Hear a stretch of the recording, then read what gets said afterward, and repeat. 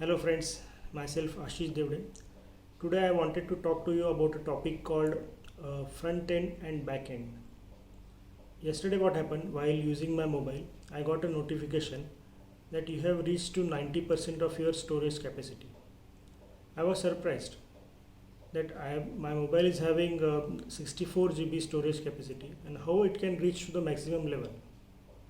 Then I started finding what are the excess things we have in mobile, what are the excess double photos we have, videos we have that we never use, what are the documents we have, and then I could release at least 35% of the excess storage capacity that was there in my mobile.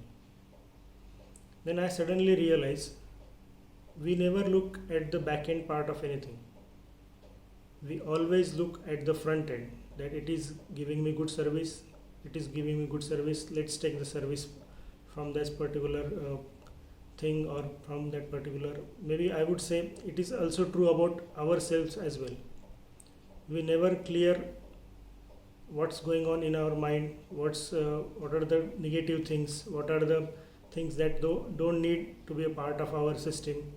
We still carry on with them, and suddenly then we saw sometimes people get broke down by the heart attack and by the heart disease or any other things which starts from their stress.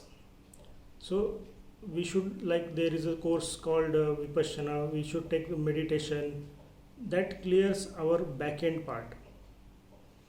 And from the start of this, particularly this social media, I would say people have tendency to go to social media first day in the morning. I would say, are you ready to go out? Like for example, if you are working in a factory, does any product goes out without packing, without its production completed, with quality check completed, dispatch formalities completed? Can it go outside the factory?